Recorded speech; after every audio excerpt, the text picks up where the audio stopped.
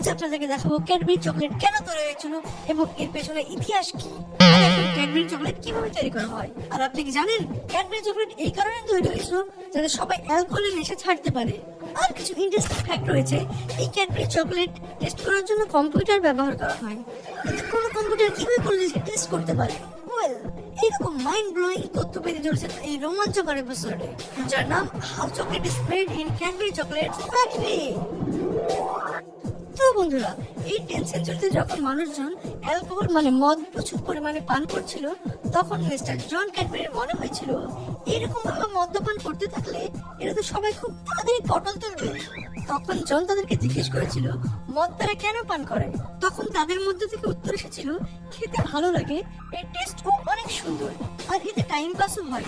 Well, এটা শোনার পর জনের মাথায় একটি সুন্দর আইডিয়া আসলো আর বলল, এটা কি তোমরা টেস্টি বলছো?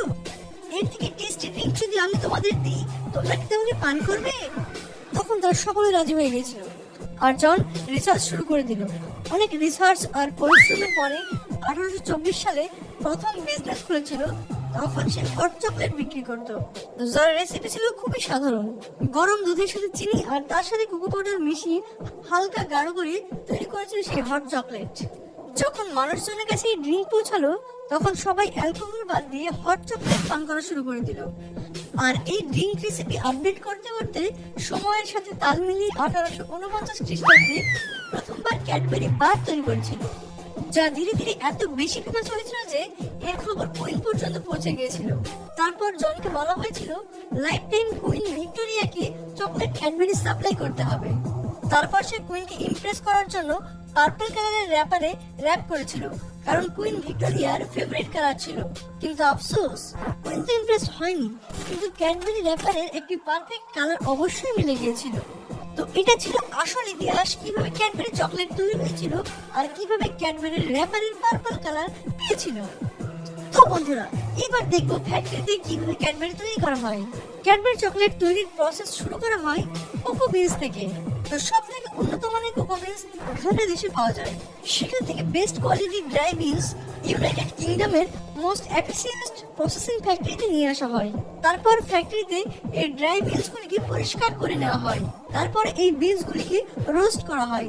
যেমন আমরা কফি বিনসকে রোস্ট করে টেস্ট এনহান্স করতে, একই রকম ভাবে ক্যাডবেরি ফ্যাক্টরিতেও কোকো বিনসকেও রোস্ট করা হয় যাতে এর টেস্ট এনহান্স হয়। আর এই রোস্টিং প্রসেস পুরো হয়ে গেলে তারপর রোস্টেড কোকো বিনসগুলিকে গ্রাইন্ডারের সাহায্যে গ্রাইন্ড করে কোকো পাউডারে রূপান্তরিত করা হয়। এই কোকো পাউডারগুলিকে ইংল্যান্ডের একটা গ্রাম মালব্রুকে পাঠানো হয়। এরপরে কোকো পাউডার মালব্রুকের ফ্যাক্টরিতে আসার পরে এই পাউডারের সাথে ফ্রেশ ফুল ক্রিম মিল্ক এবং সুগার মানে চিনি মেশানো হয়। এই সুগার মিল্ক আর কোকো পাউডারকে একটি মেশিনের সাহায্যে ততক্ষণ পর্যন্ত মেশানো হয় যতক্ষণ না গাঢ় লিকুইড তৈরি হয়ে যায়। এরপর এই লিকুইডকে ভ্যাকুয়াম ওভেনে ঢেলে দেওয়া হয়, যেখানে কমপ্লিটলি ড্রাই হয়ে যায়। তারপরে ড্রাই মিশ্রণটিকে আবার পাউডারে রূপান্তরিত করা হয়। এবার আপনি হয়তো ভাবছেন, কোম্পানির সবাই কি পাগল নাকি? যদি আবার পাউডারই বানাতে হবে তো লিকুইডে কেন রূপান্তরিত করা হয়েছিল? ওয়েল, এটার উত্তর খুবই সিম্পল। কারণ যতবার এই লিকুইড থেকে পাউডার আর পাউডার থেকে লিকুইডে রূপান্তরিত করার প্রসেস করা হবে, কোকো চকলেট ততই সফট হতে থাকবে যাতে মুখে যেতেই গলে যায়। আর এই প্রসেসকে 3 বার ব্যাক টু ব্যাক রিপিট করা হয়। প্রত্যেক গ্রাইন্ডিং এর পরে মিক্সারের সময় নতুন নতুন ingredients, cocoa butter, flavouring add করা হয় ফর বেটার টেস্ট। আর এসব মেশানোর পরে এই পেস্টটাকে লম্বা সময় ধরে আবারও ব্লেন্ড করা হয় স্মুথনেস নিয়ে আসার জন্য। আর তারপর এই পেস্ট মোল্ডে ঢালা হয়।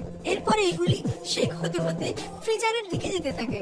আর এই কারণে শেক করতে করতে নিয়ে যাওয়া হয় যাতে গাঢ় পেস্ট এক লেভেলে চলে আসে আর এর মধ্যে কোনো এয়ার বাবলস না থেকে যায়। এরপর ফ্রিজে 40 মিনিট পর্যন্ত থাকার পরে ফাইনালি ক্যাডবেরি চকলেট তৈরি হয়ে যায়।